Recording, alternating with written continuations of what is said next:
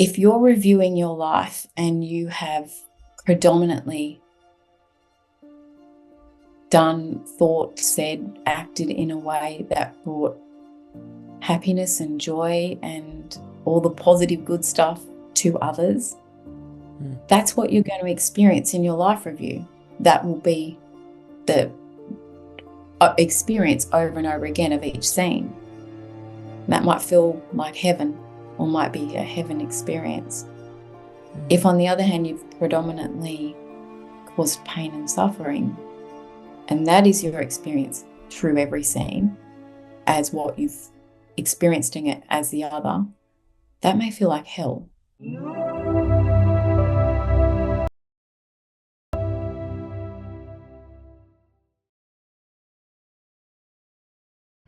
I'd like to welcome to the show Sara Jayne. How you doing, Sara? I'm great. Thanks, Alex. Thank you very much for having me on your show. Thank you so much for coming on the show. I'm looking forward to our conversation. You've had a unique experience, to say the least. So before we get into your near-death experience, what was your life like before having your near-death experience? Well, I've had two. So it's probably, if you'd like me to go back to the first one. Yeah. The first one. And probably maybe if I preface all of that with a little bit with my father had a really prominent role in my second one. Okay. And maybe when I get to that, it will make more sense if I just quickly rewind a little bit.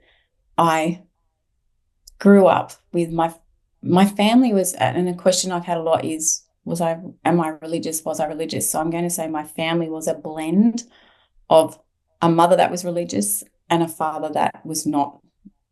He was a cardiologist, very scientific, very medical, and his beliefs basically were my beliefs. I followed him around, like as a little girl. I can remember just being absolutely captivated by his big heart that he had on his desk, as cardiologists do. And my love of the heart informed my life.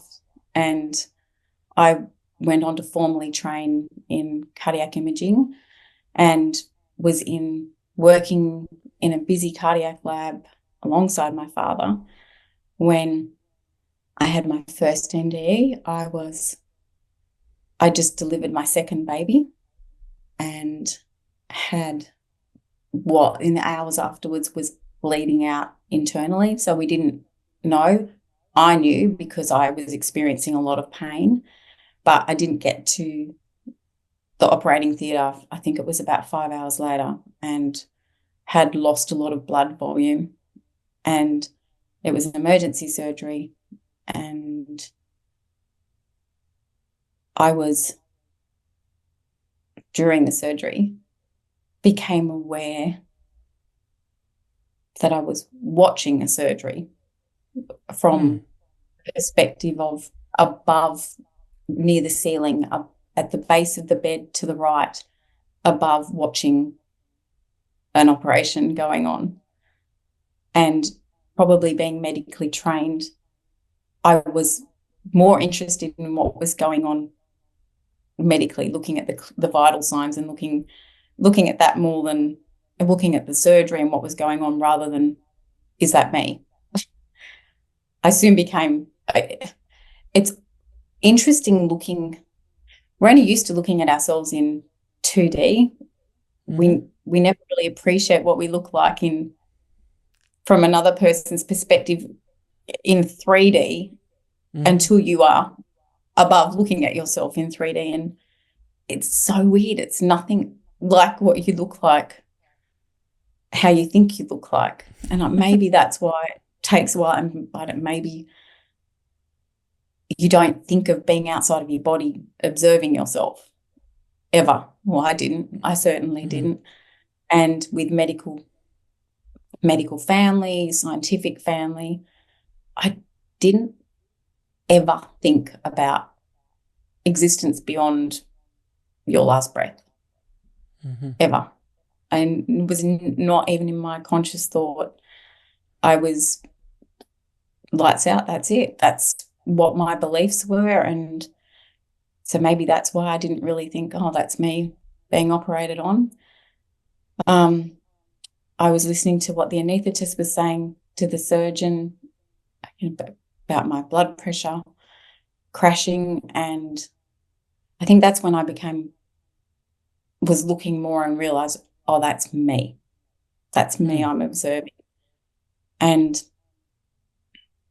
not being distressed by that at all. What was your feeling? What was the feeling you had when this was going on? It was complete neutrality. It was as if I was training, like to be a surgical training, and you're observing another surgeon doing an operation, and you're watching the techniques, or you're not attached to, I don't know if I should say it like that, but attached to the outcome, because it was like I wasn't distressed. It's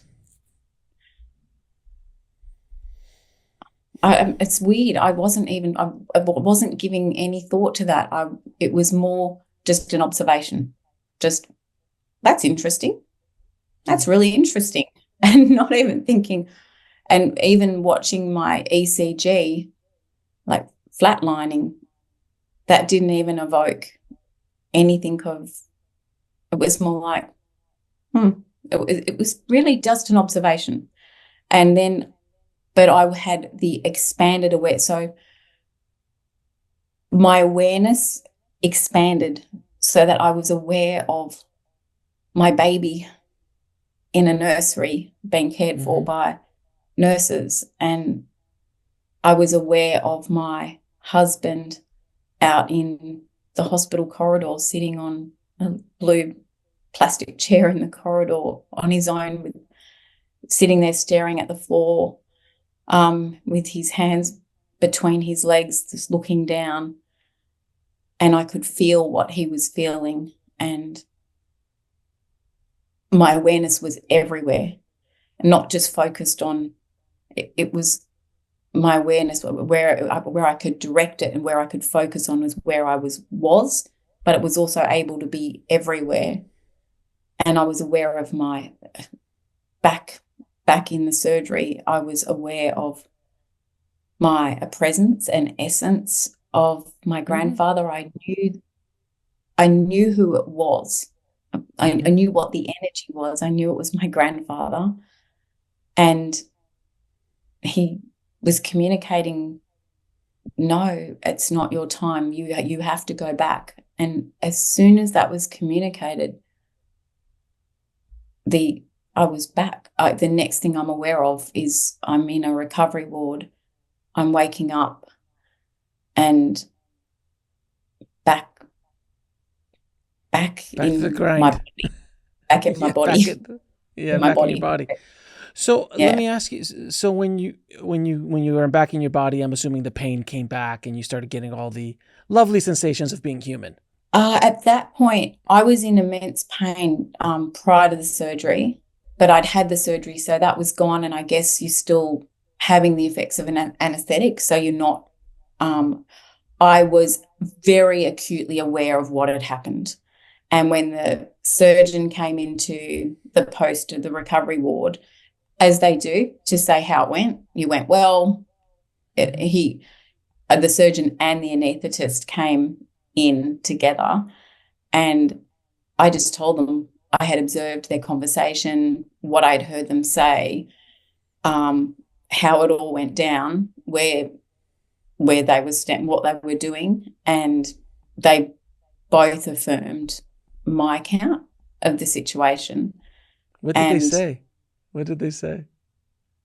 Well, the anaesthetist and the surgeon both agreed and went, how do you know that? Because before things started going south, they'd made a joke about that night before, I delivered at 1 a.m. But I'll say the night before, my obstetrician was at a hospital gala ball, and he was dressed as Clark Gable and his wife as Scarlett O'Hara, and he had turned up to the hospital as Clark Gable and a dashing Clark Gable and they were laughing about that and joking about that, and how he'd left his Scarlett O'Hara at the ball. And I was aware of all that. And so, yeah, there's no way I couldn't have heard that any other way. I mean, I was in labor for hours. I was in a hospital, Sure. a long way away Sure. from a hospital, Gala. So let me They so let me so let me ask you this. How did you deal with this psychologically when the first one happened? Because this is completely had to have thrown your whole faith belief system of what the universe is about upside down. So not only were you dealing with having a new baby, dealing with the surgery, but then you come back going, wait a minute, there is an afterlife, or there's something going on. How did you deal with it? It's really interesting, Alec. I was really sick afterwards. I had developed inflammation of the heart 2 days after, and I had lost all my blood volume, could not have any blood product donated because I had inflammation of the heart. So I couldn't even sit up without passing out 4 months. And because it's interesting, I've asked myself, why didn't I give this more thought? Because I didn't. I know I thought maybe people will think I'm crazy if I talk about this. And I think it was a combination of being really sick, having a baby, and just getting back into life. And I didn't think about it. And now I think about that and I'm like, wow, how can I shut that down? And I do look at it as like a taster for the second one, because the second one was way more intense, way more of an experience. So let me, before we get to the second one, then, so you essentially locked it up in the chest, threw away the key, dumped it into the ocean, and you kind of just like, I'm not even going to deal with that, because if I say anything, people can think I'm crazy. I can't even process what's happened to me. I got enough to deal with, and you just kind of shelved it essentially. Yeah, and like I said, I can't believe that now, because I am naturally curious about everything.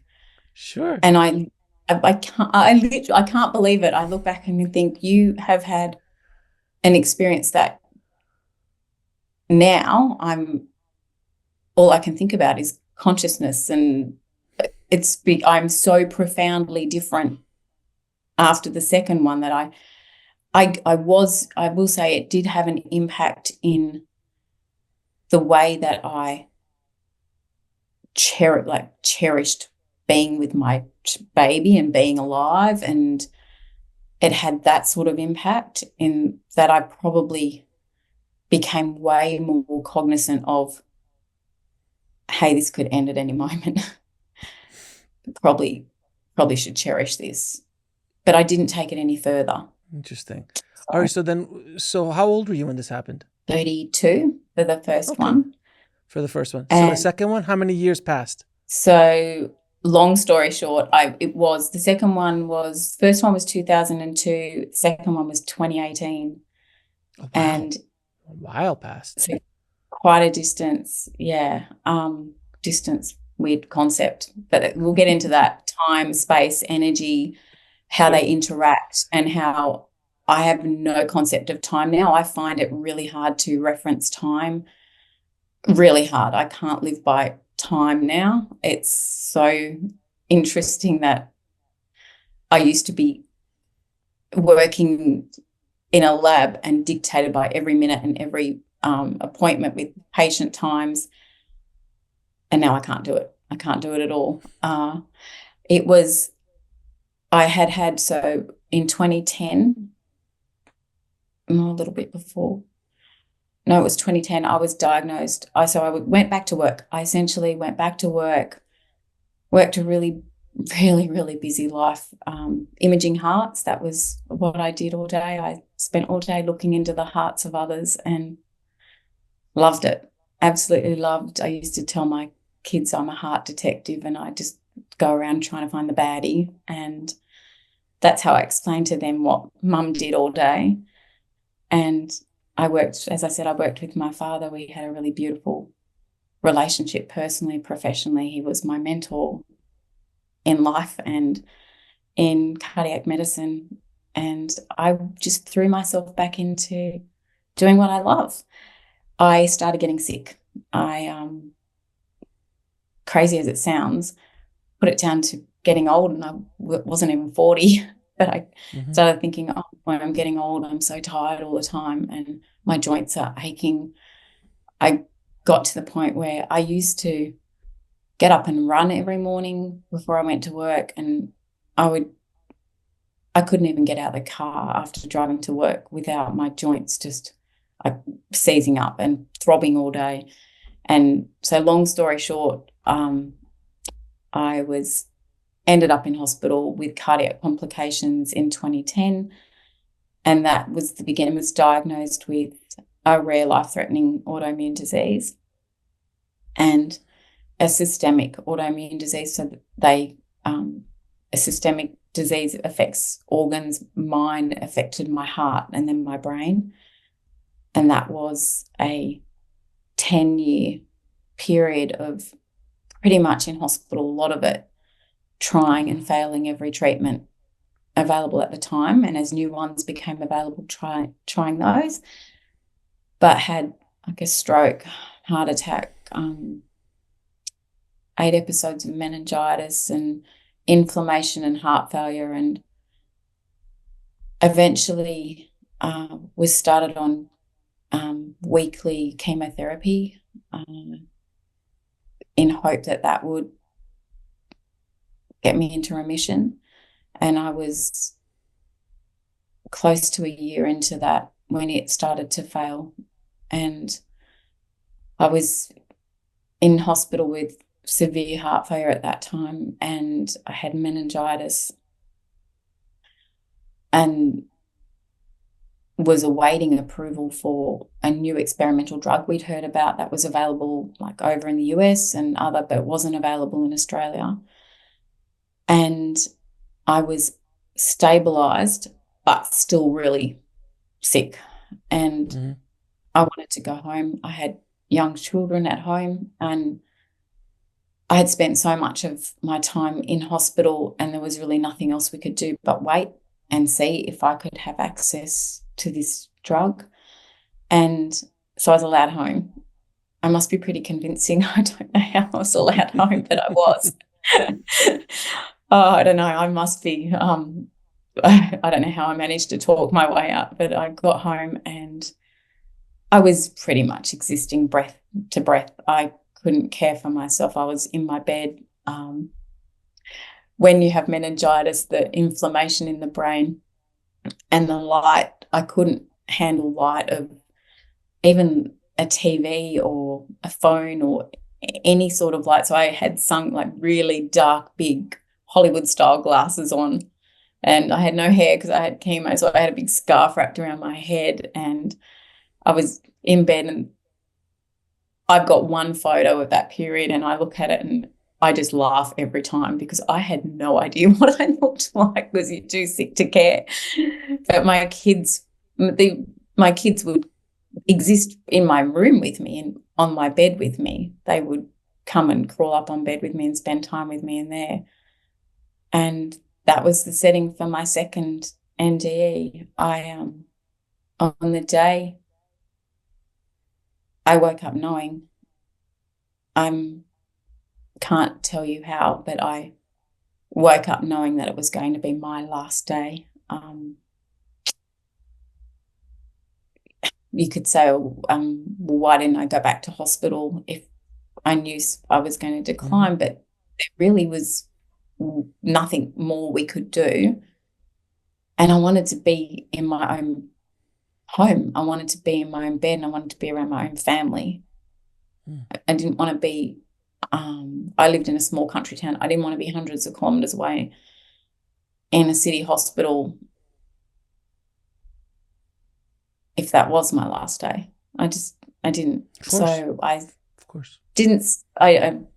literally just drunk my whole everything in, listening to my children when they came home from school, just listening to them and lying on my bed and just lying there drinking it all in. And I remember that I felt happy to have them near me, but I was 10 years into a really long, hard fight, and I was barely able, I barely had the energy to breathe, let alone talk, let alone live. I was existing. I had been like that for a year, and I was tired. I was really tired. So they went off to bed, and I remember I told my husband, he came to bed, and I said, I'm not going to be here tomorrow. And he said, well, you've thought that before, which we had. I've had many, many times where it's been touch and go. And I said, and he said, oh, you're a fighter, you always fight. And I went, yeah, okay, I do. Like, I am a fighter. And he just said, I just said, if I deteriorate, you can take me, but I want to stay here. Because he said to me, well, if you really feel like that, we should go to the hospital. And again, I must be very convincing, because I managed to talk him into a pact of, if I deteriorate, we'll go, but I would like to stay here. And he watched me. I remember him lying there watching me for a while and listening to me breathing, and he eventually went to sleep. And I was aware of, I don't know how to explain it, as I was aware of my body shutting down. And the best way I've come to explain that is, as you would go around the house at night and shut the house down, lock the doors, turn off the lights, switch a light off, that room shut down, and you're just shutting it all down before you go to sleep at night. It was like my body, I was going around my body shutting it all down, but it was shutting down, to then I was really just aware of my energy. And by that I mean my essence. That's what I was aware of. I was in a lot of pain with the meningitis, and the first thing probably I was aware of was the pain dissipated.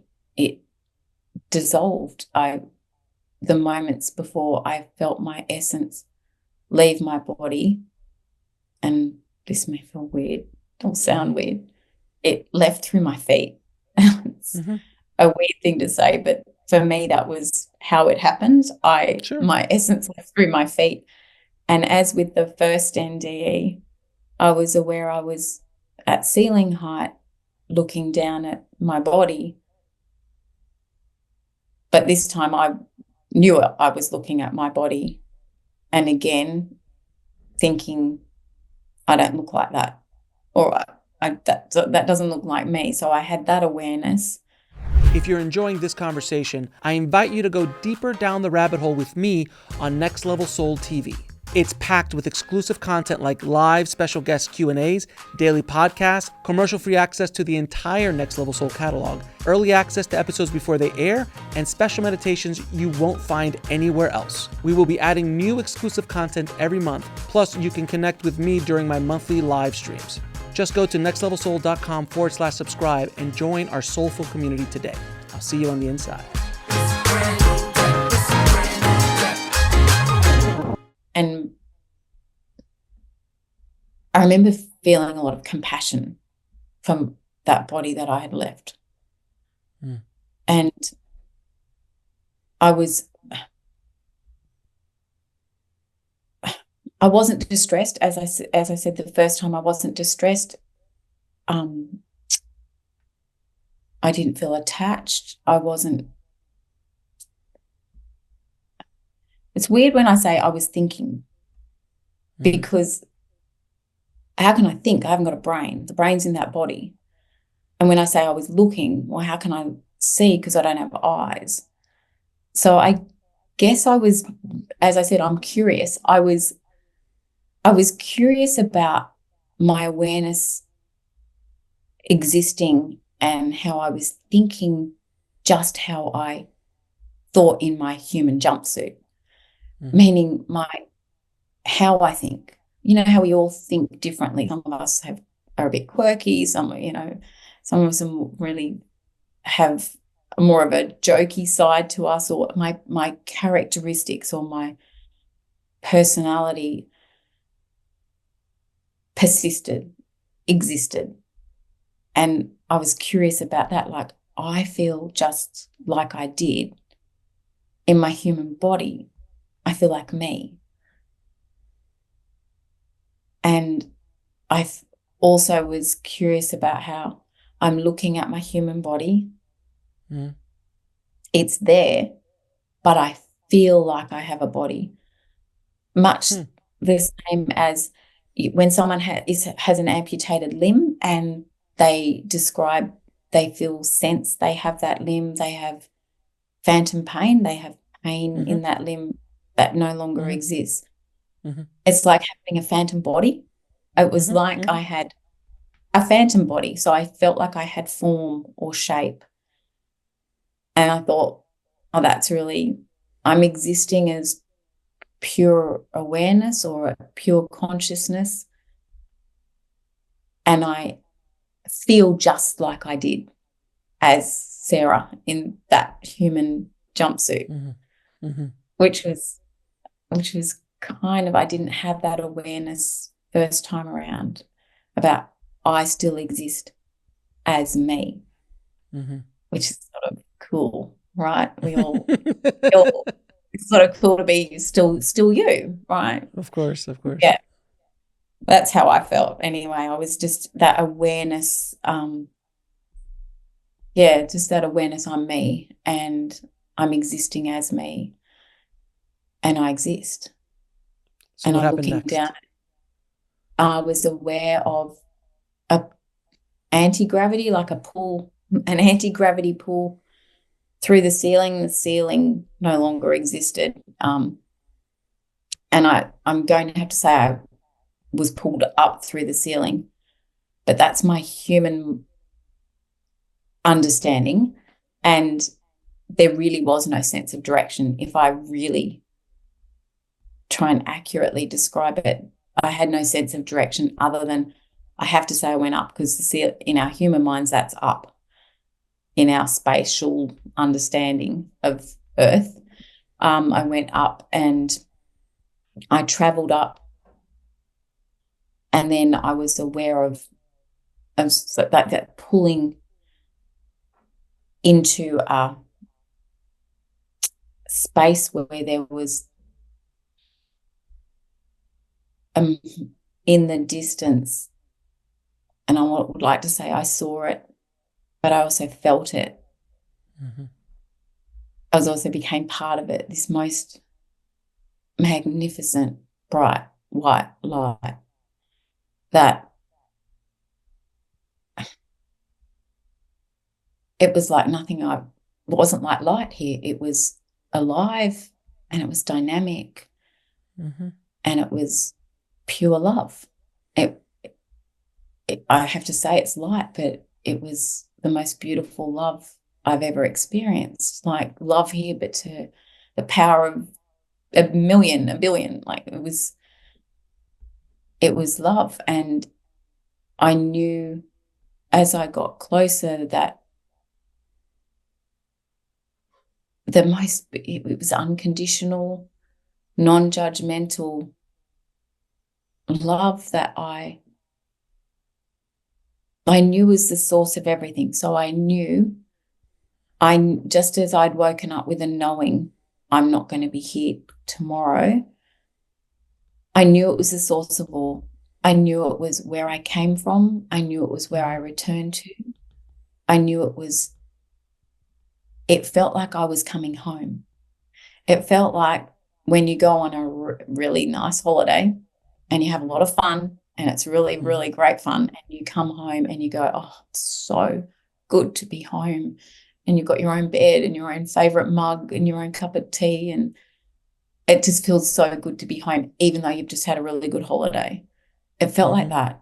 It felt familiar. It just felt familiar, and I was happy to be home. And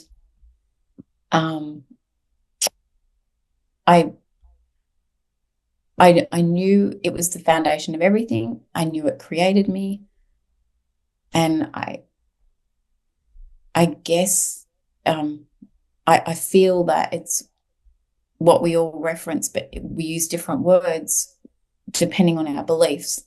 We all have a different label for what this light is. It was love, and it was the source of all, and it was the foundation. Like, love is the foundation of all consciousness, and I knew that.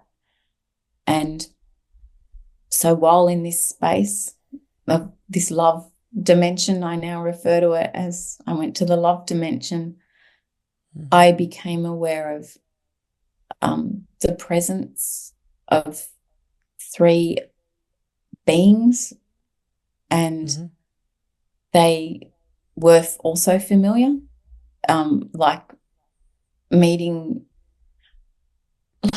someone I'd met in preschool, or I don't know what you call it in America, like preschool, like that. You haven't seen them for a very long time, and you're now in your 50s, or like I am, and they're familiar. You know them, and that remembering as you spend more time with them, you sort of remember them more and more. I actually don't know how to explain that, but I knew them, and they knew me, everything about me. And everything was thought. So I'm going to say thought, like conscious thought. I'm existing as consciousness and able to have conscious thought. Everything I thought was telepathically communicated, and the beings communicated they were my guides. One of them had more prominence. I'm not going to say more importance, but one of them had more prominence energetically, and I knew that to be my master guide, who had been with me forever and ever in every incarnation. And they communicated with me.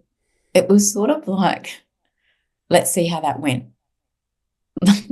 Let's just see how that went. And that's referencing a life review. And I was to review what my life was. And it's like watching a movie where you're the lead actor, but you're not just watching. So I wasn't just watching my life. I was observing, but I was experiencing it from multiple perspectives. My perspective of me playing the scene, and the other person that, or people that were in that scene, and experiencing it as they experienced it. So, and then I was also reviewing it with my guide. So all of those things all at the same time, participating, experiencing it at the other, and reviewing the intent I had in that moment, and experiencing the ripple effect that had on another. And if I had really positive effect, or I experienced that, how the other experienced it. But if I had affected someone negatively and caused suffering or pain, or I experienced that as they experienced it. And also the ripple effect that had going out into their reality, and like lots of the continuum of that effect. So it was like it was experiencing it as a felt experience of it all. I don't know if that makes sense. It makes all the sense in the world. I've done over 100 of these interviews, so completely makes total sense to me, because I've heard what you're going through from multiple different perspectives. To my understanding, that's a life review, and in a life review, you feel what you felt at the moment of that scene, and you also feel how it affected the other person as well. So you're actually at the exact same time. If you hurt somebody, you feel the hurt. If you're kind to someone, you feel how that person felt when you were kind to them. And it's kind of like, and you don't go through a whole life like that, but you go through specific scenes, if you will, better using the movie terminology. It's these kind of scenes. When you were looking at your life review, was it like a bunch of screens up on, like in the air, almost like a Minority Report with Tom Cruise, when there's like scenes all over the place and you're kind of moving things around? It was like that. It was your awareness. So where you direct your awareness is what you are literally focusing in on. It's like the macro and micro and macro. My awareness was being directed to where my guides would have it. So the scene that we would be looking at and examining, or not examining, but reviewing. And what you put your awareness on expands in consciousness. So that it's sort of like you zoom in with a camera, like you're, I don't know, cameraman, and you can zoom in to one thing even though everything else exists around it. Your awareness is like that, just like the camera zooming in on one focal point. And that's the life review really highlighted awareness in that regards, and also intent. It really highlighted how important your intent is. And I had not given that. I had never given that any thought. What intent am I holding? But for this moment, for this interaction, for everything, what are my intents? And is my intent in this moment of good for all, or I now understand intent, how important intent is, and how the big role that it plays in the co-creation process of reality, of the reality you're going to walk into, anyone will walk into. Your intent is a really powerful tool in that co-creation process with consciousness. And that's probably been my big take home of a life review, is what you do and your intent in each moment matters. And I think the concept of heaven and hell, think about if you're reviewing your life and you have predominantly done, thought, said, acted in a way that brought happiness and joy and all the positive good stuff to others, that's what you're going to experience in your life review. That will be the experience over and over again of each scene. That might feel like heaven, or might be a heaven experience. If, on the other hand, you've predominantly caused pain and suffering, and that is your experience through every scene, as what you've experienced in it as the other, that may feel like hell.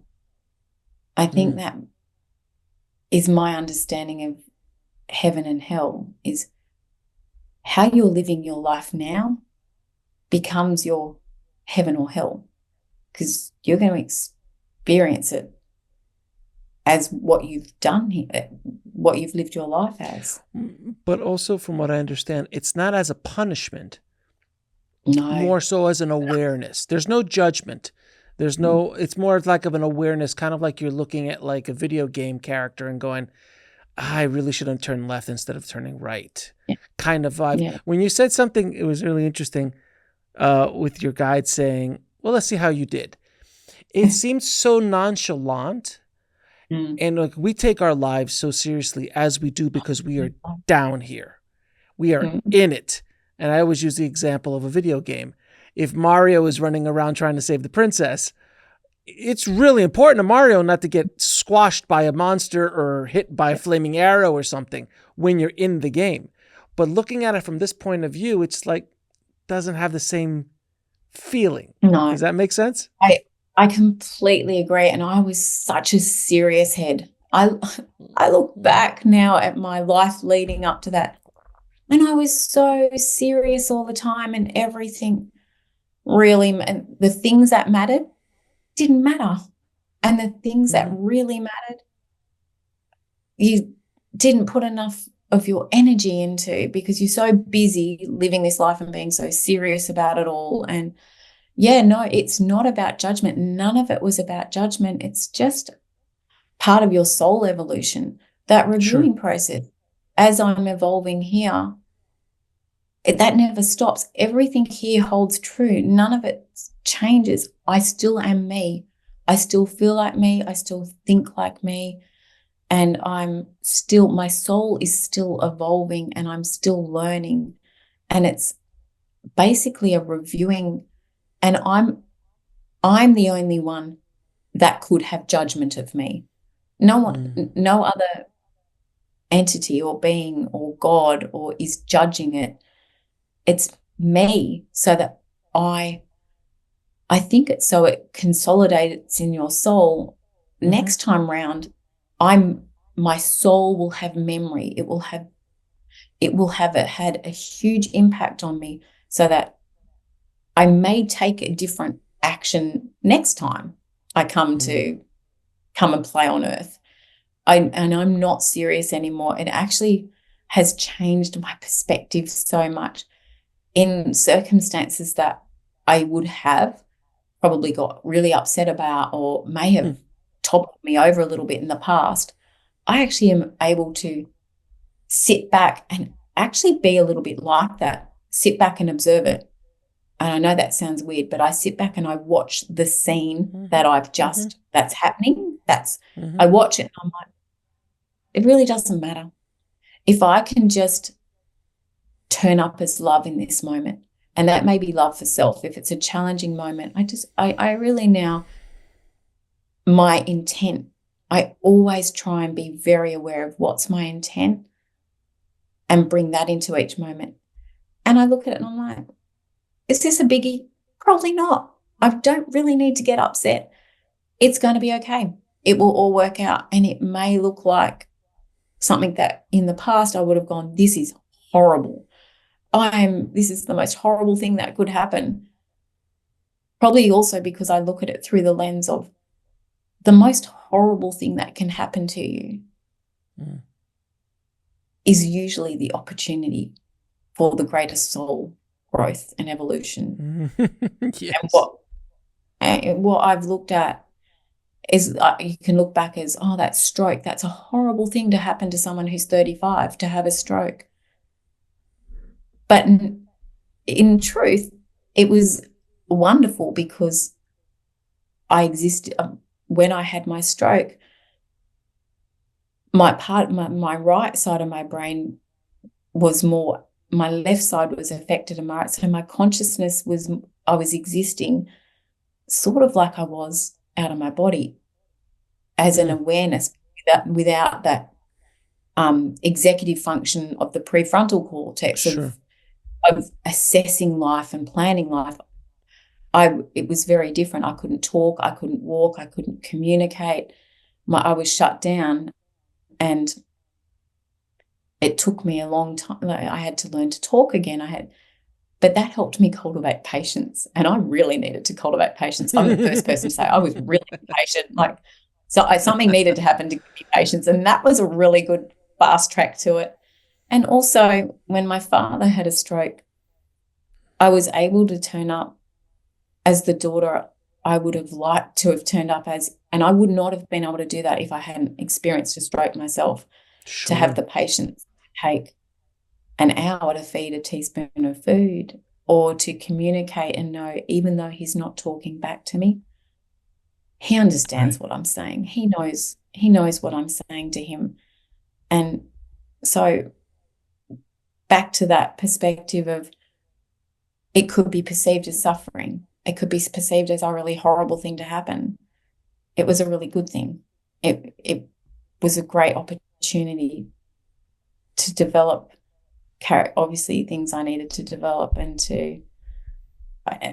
throughout my whole illness experience, there's been multiple things that may be looked at as horrible, but now I look at as they really weren't. They were opportunities for me to learn, for me to evolve. And I actually am grateful for it all. Yeah. Now, when you, So while you're going through the life review, what happens after you've gone through the life review?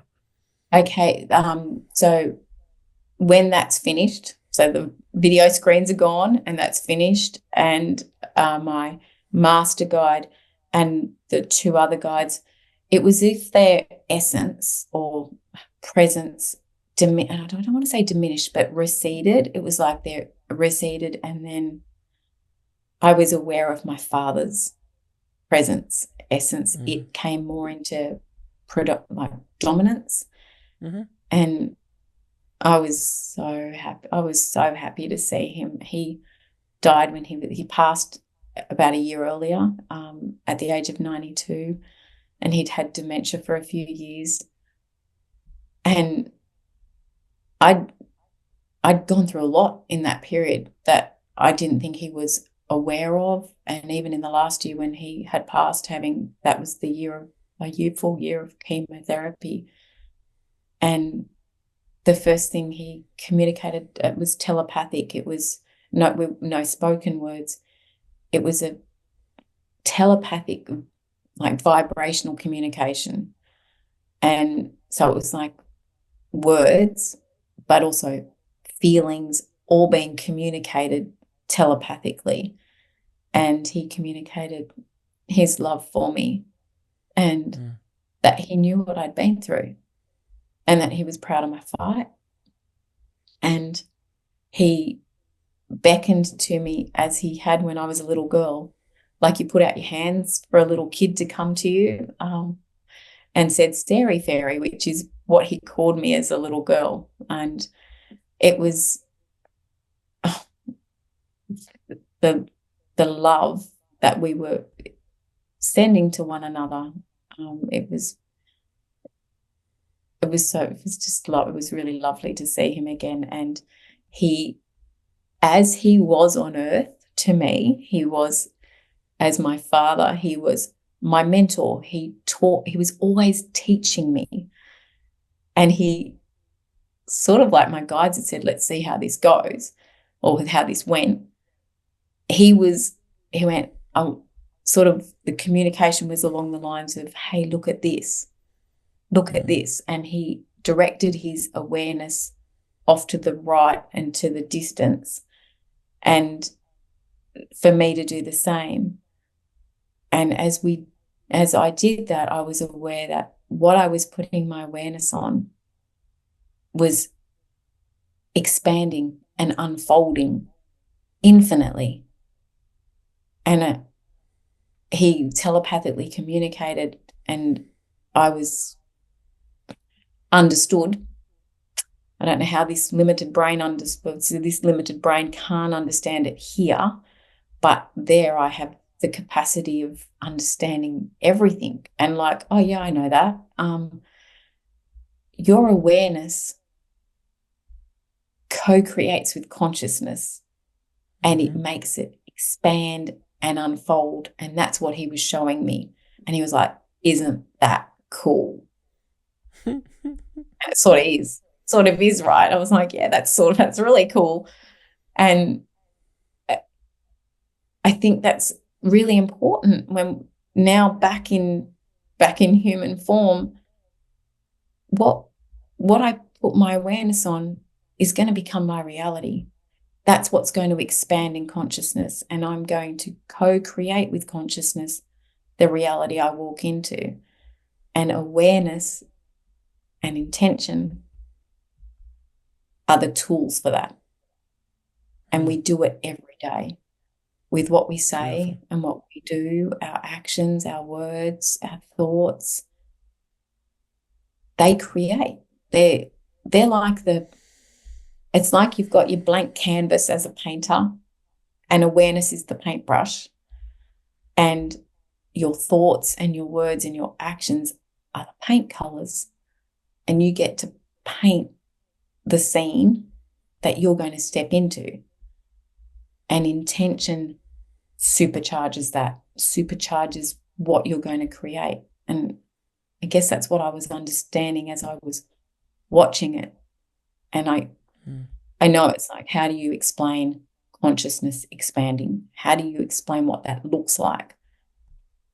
and there's really not much of a human equivalent other than I remember watching when I was a little girl, watching the Scottish moors and the fog rolling over the Scottish moors, like coming toward, like rolling towards me.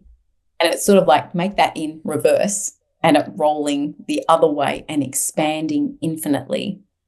That's the sort of the only way I can explain infinite expansion of consciousness as you're watching it unfold in front of you. And so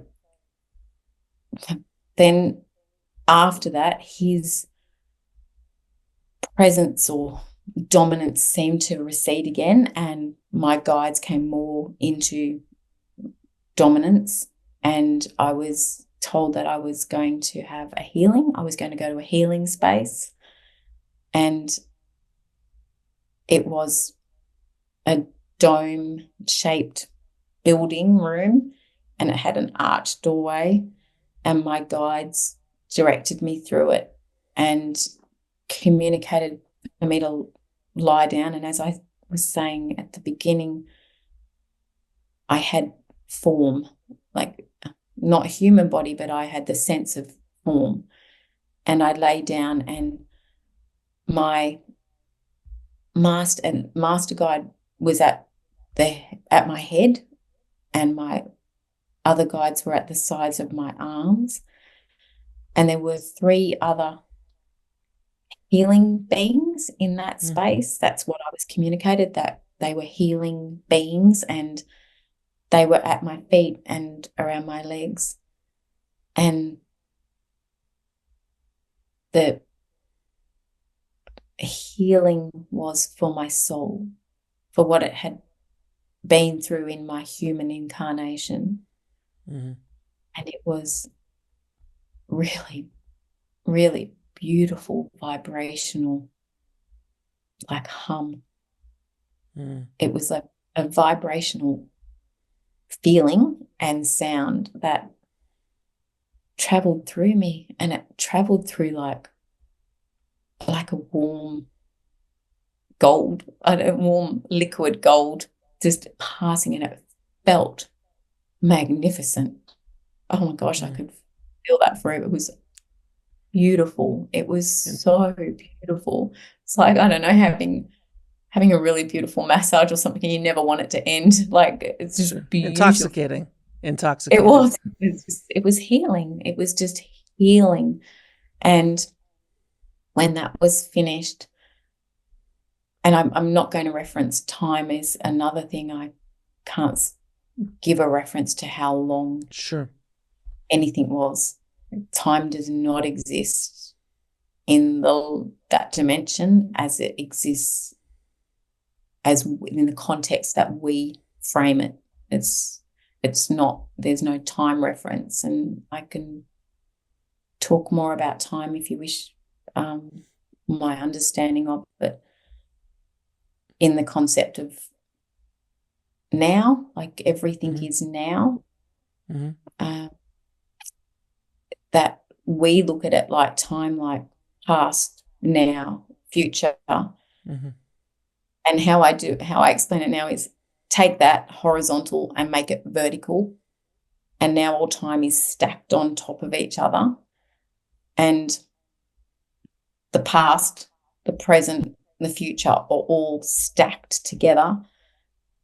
I think of it like a jukebox, like in, I don't know, the old movies, and there's a jukebox in the corner and there's all the records lined up, and you go and put your coin in, and that little arm goes.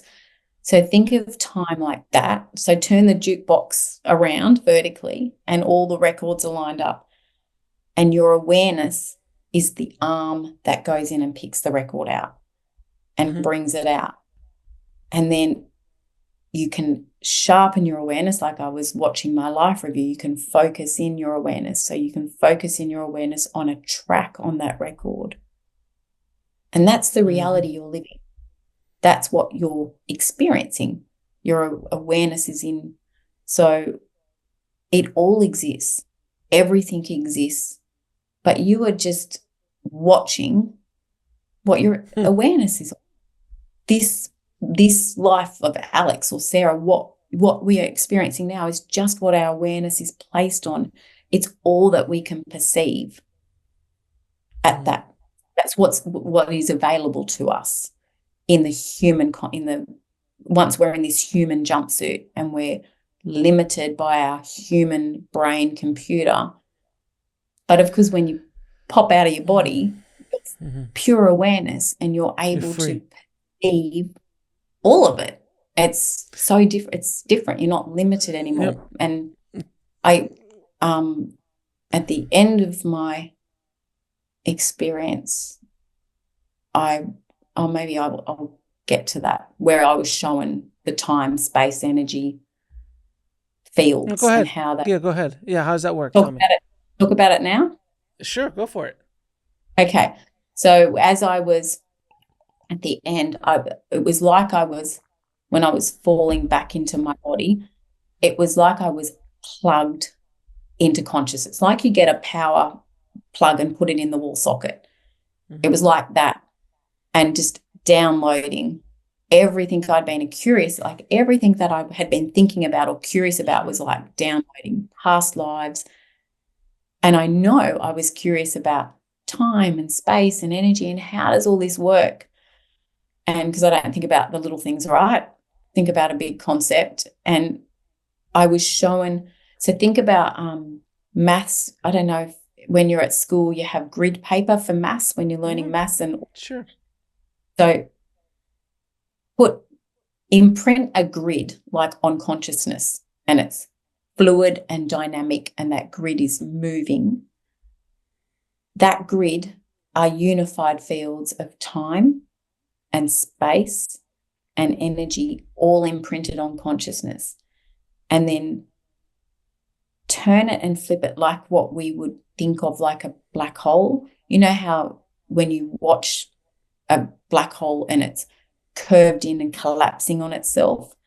So they put the grid that was imprinted on consciousness like that, and they had it all collapsing in on itself to demonstrate to me what the unified fields of time and the unified field of space and energy and how they're interwoven and interacting like dynamically, right, and then collapsing in on each other. That's how it was represented to me.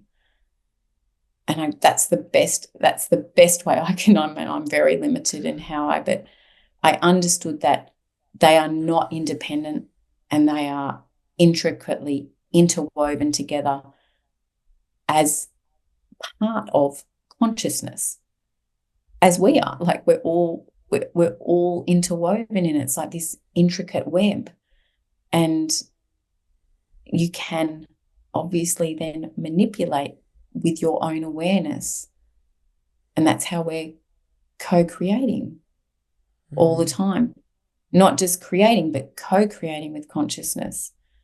And I think that's why I can't do time. I lose track of time all the time now. To keep track of anything now, I have to have people ring me and say, hey, you're meant to be somewhere, or I have to have multiple alarms on my phone to get me anywhere at the right time. And I was not like that before. I was always on time, 10 minutes early all the time. Now it's really tricky, and I find it hard to talk about time. So what point did you finish your experience? After they showed you that, then what? Well, before that, after the healing experience, my father came back into dominance, and he said, oh, we've got to go to, I'll call it like the welcoming party. We've got to go to everyone now. Everyone's waiting. Let's go. They're waiting for you. And where he was looking, I watched, and you could see everyone that I knew and loved in Sarah's existence that had passed were there. And it was like the feeling, you can say, like, oh, she's coming. And as I got there, it was like a big reunion. I'd like to say school reunion, but not a lot of people love their school reunion, so I'm not going to compare it to that. But it was like a big party, like the best party you've ever been to, and everyone was so excited to see me, and it was lined up. It was my mum's lineage on one side and my father's lineage on the other side, and then beyond that, friends and colleagues and, people that I had loved and meant a lot to me and who had a role in my life, all just sending me love and celebrating my life. And we might think, well, I didn't really do much, hey? I didn't achieve much. But celebrating like it was the best thing that they'd ever witnessed. It was really, I think now I look at it as if everything's celebrated, every little thing, all of it, your whole life. And like we put so much importance and we make it so serious, but it's just you existed. You existed, and that's being celebrated, and everything, your love amplified. And as I was proceeding through this line, or people lined up, I wasn't thinking about the life I'd led. I wasn't thinking about anything about my life. And the reason I say this is I got to a point where I like stopped something. It was like an energetic boundary or threshold. And I knew if I step over this threshold, and it was like an energetic, and obviously it's nothing physical there, I don't get to go back. I don't get to go back to that life. And I hadn't been thinking about it. I hadn't been worried about it. And I turned to my father, and as soon as I think it, he's there, received it. And he said, yes. He affirmed what I was asking, and yeah, you've got a choice now, and no choice is right or wrong. If you step over this threshold, if you keep going, you don't get to go back. You get to stay here. You're healthy. You have no pain. Or you can go back, and you go back to your sick body. You go back to challenges and pain, and no choice is wrong.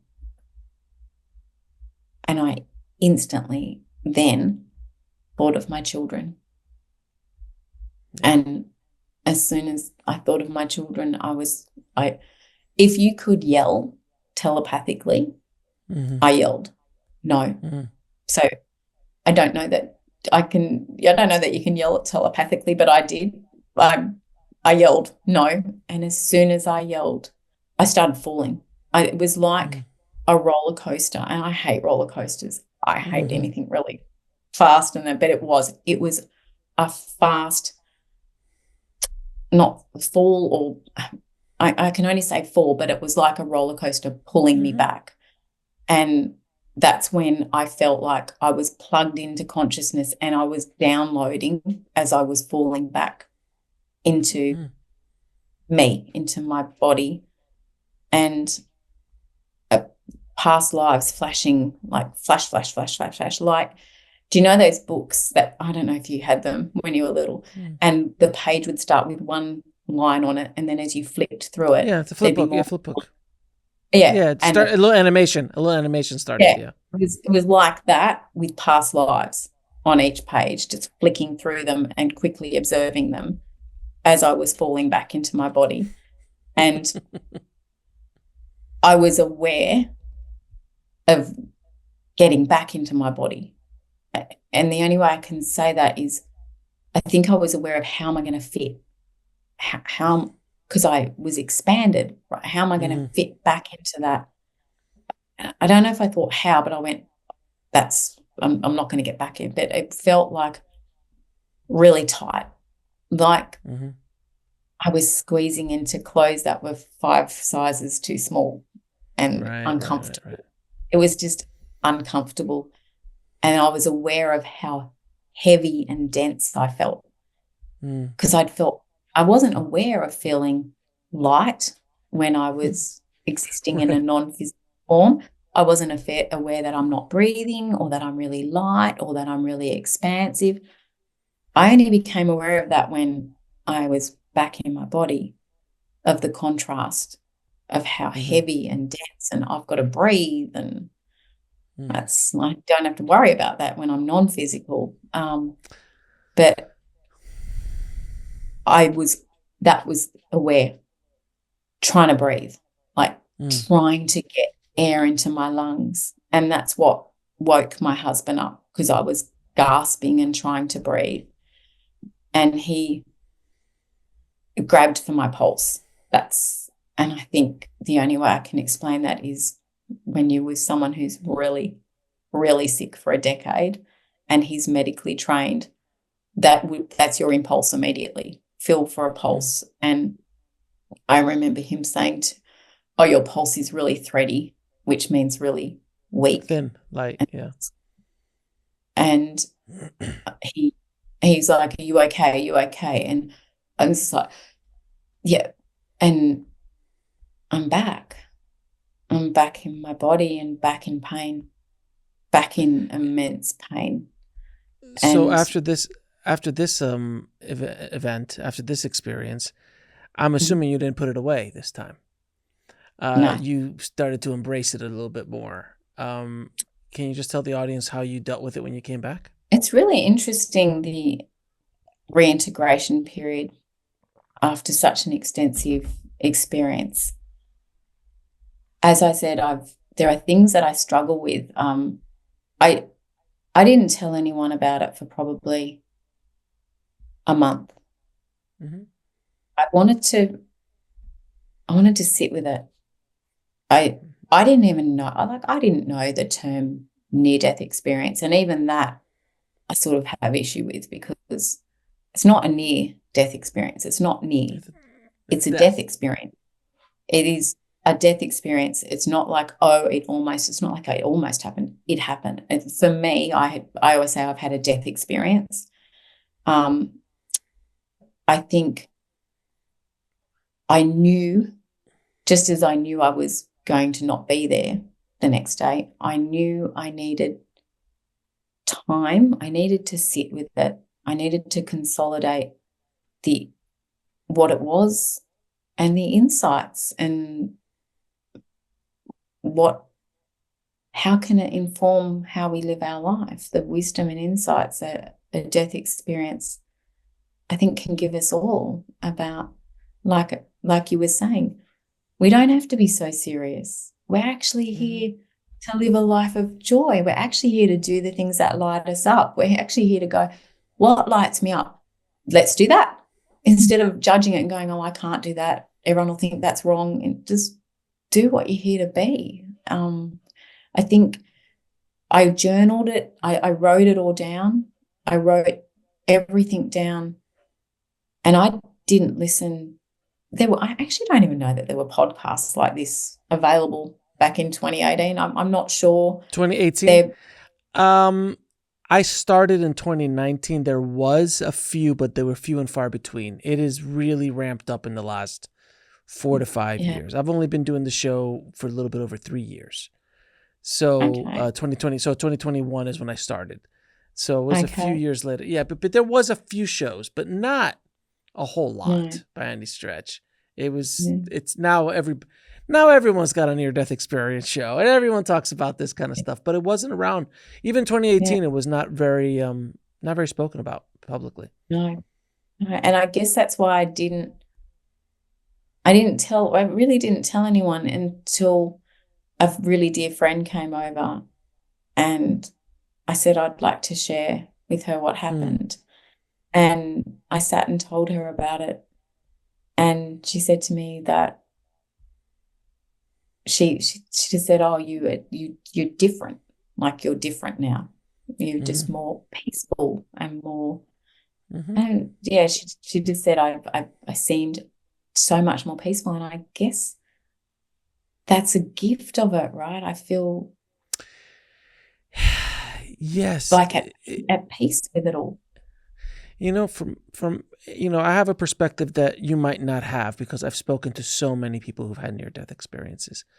Have had deep conversations with so many people who have near-death experiences. And the thing is that you are correct. I would say most of them have a much more peaceful outlook on life. They look at things very differently than the rest of us. They're kind of aware of the game that we're playing. Yeah. They've seen behind the curtain, so they don't take things Yeah. as seriously. The couple that I had that were hellish experiences, there's very few, Yeah. but they actually had a hellish experience, came back different, no question. But one of the ones that had a hellish experience, she said, I had to go through that because of my own belief system. I believe that this is what I had to go through for my own punishment, but then I was able to come out the other end. They generally always, from my understanding, from my experience at least, come out the other end. Something saves them. Jesus shows up, an angel shows up, a light shows up and gets them out of where they are. But to answer your question, yes, they are much more peaceful. The energy that comes off of a near-death experiencer or a death experiencer in your case is very peaceful, generally speaking. And their whole life changes to the point where they feel that they have to share their story if they're at that place in their evolution, that they have to share their story. Many of them take it to the next level, start teaching, start speaking, writing books, because it's kind of like this, like I was sent back with this information. I need to get it out to as many people as possible. Does that sound familiar? Yeah, there are 2 points from what you've just said. And the first being how we're creating our beliefs, what we believe. It's sort of like placebo effect. If we're talking about placebo effects, and it's not as simple of just saying what you believe is what happens. It's from the human level. They're very different placebo effects that happen, like from a medical understanding of your brain is like a chemistry lab, and your beliefs inform what chemicals, what hormones will be released, what's going to happen physically in your body will be influenced by your beliefs. What's going to happen in your life is going to be influenced by your beliefs. You are energetically creating your future with your beliefs. So our thoughts, our intents, our words, our actions, but belief plays a really big role in it. And it does everything that holds true in how you are creating. And it's the same even in non-physical form. That's why we have such varied death experiences, and the accounts of them are so different, because my beliefs are going to inform my experience. I am going to co-create my experience with consciousness. And it also has to have an element, I think, of familiarity, so you don't freak out, because you've just had a whole experience where you've had amnesia and you don't remember this place. Right. And now you're back, and you sort of need that sense of it feels like home or a bit familiar, but you are going to co-create that experience, and you're going to create it through belief. If I believe, like you said, if I believe I'm going to be punished, or there's going to be, this is how I think of it. I feel, but I didn't have an understanding of life reviews or healing chambers or welcoming parties or anything like that. I actually didn't have a belief system about it. However, I also didn't have a belief of judgment or punishment or hell, or I didn't have any of that either. So I do believe that explains why every experience is different. It has to be, because it's not only catered for you, but created by you in co-creation with Source. It's tailored. That's how I understand it. Yeah, it's tailored to something to make you feel comfortable to go through the process. And if you feel like you have to go through hell or you have to be judged, then that's what will happen. But generally speaking, it's tailored. That's why generally, and not always, But like I heard a death experience the other day where Jesus shows up, and Jesus, I always say, is the hardest working man in show business, because he shows up at a lot of near-death experiencers. But this Jesus showed up in a suit, in a 3-piece suit, and he goes, and the guy knew who Jesus was, but wasn't a Christian, and he goes, Jesus? He goes, yes. He goes, why are you wearing a suit? He goes, well, that's the only way you would take me seriously, because you come from the business world. Yeah. And then they both start to laugh at it. He's like, okay, now, because if normally it's the robe or something along those lines. Yeah. Sara, it's been such a pleasure talking to you. And thank you so much for sharing your beautiful experience with us. I'm going to ask you a few questions I ask all my guests. What is your definition of living a fulfilling life? That's a really hard one, Alex. I think my definition would be to live it as who you are. On it, like, be you. Don't edit it. Don't live it how other people think you should live it. Find what lights you up and do that, and just live it big and grab it and live it all. And it's amazing. All of it. It's amazing. Life is so much fun, and instead of putting our awareness on the negative, look at all, like, everything. There's so much to be grateful for. I just live it as you, be you. And you, like, we're all love, right? But bring your spark to life. And I know we're all here in service to others, to be love, like verb. That's what we're here for. We're here. That's what this whole fun game's about, to remember who we are.